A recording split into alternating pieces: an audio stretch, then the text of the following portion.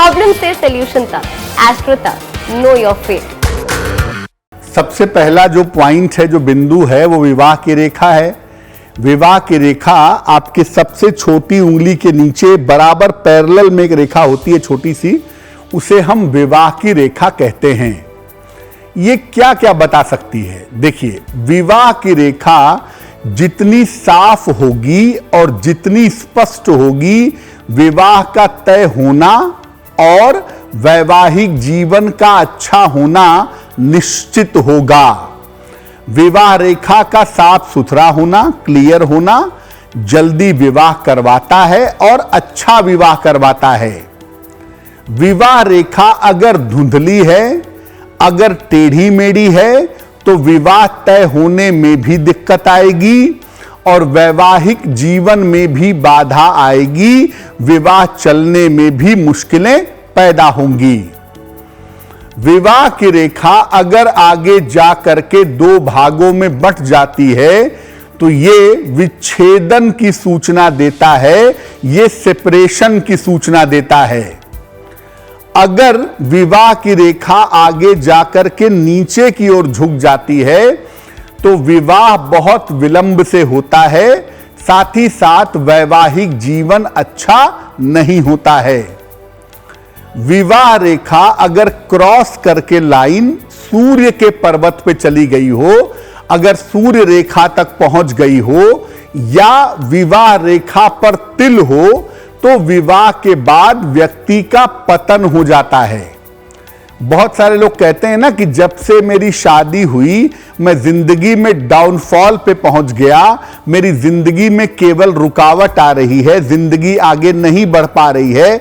उसका कारण आप देखेंगे तो विवाह की रेखा सूर्य पर्वत तक पहुंच जाती है, या विवाह रेखा पर कोई तिल होता है, कोई क्रॉस होता है, कोई निशान होता है, और ऐसी स्थिति में विवाह के बाद आपका डाउनफॉल शुरू हो जाता है।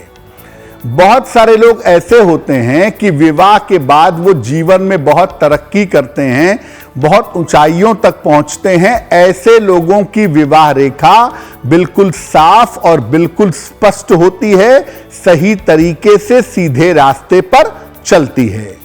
तो ये तो वो सूचनाएं हैं जो आप विवाह रेखा से जान चुके हैं। शुक्र, चंद्र और बृहस्पति के पर्वत से क्या जानेंगे, उस पर आगे चर्चा करेंगे। इस ऐड को स्किप करना तो बहुत मुश्किल है, पर लाइफ की प्रॉब्लम्स का सॉल्यूशन ढूंढना आसान। प्रॉब्लम से सॉल्यूशन तक, एस्ट्रो तक, नो योर फेट।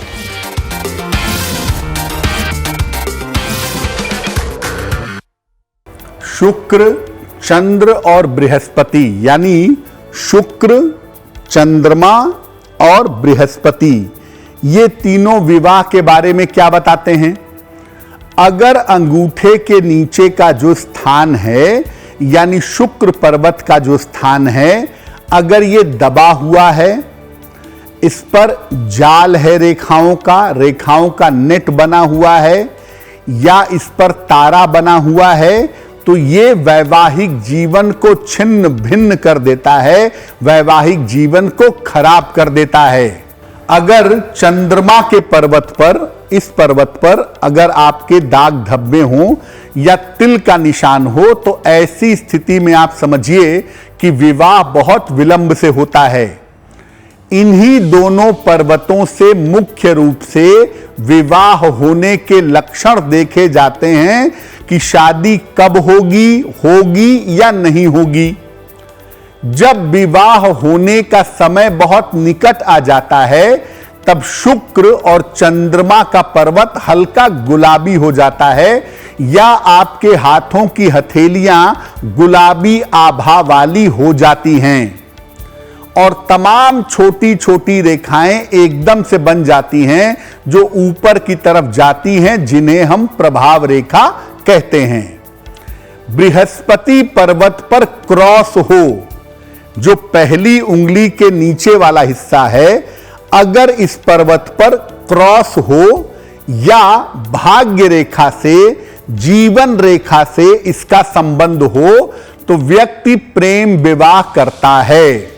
यानी ये एक सवाल जो लोग पूछते हैं कि मेरा विवाह अरेंज मैरिज होगा या मेरा विवाह लव मैरिज होगा, बृहस्पति के पर्वत को देख करके उस पर क्रॉस है या नहीं है, इसको देख करके आप जान सकते हैं कि लव मैरिज होगा या अरेंज मैरिज होगी। इसके लिए बृहस्पति की भूमिका ज्यादा होती है। एस्ट्रो तक ऐप पर आपको मिलेगा भविष्य से जुड़े हर सवाल का जवाब। डाउनलोड कीजिए एस्ट्रो तक ऐप और चुटकी में जुड़िए इंडिया के बेस्ट एस्ट्रोलॉजर से।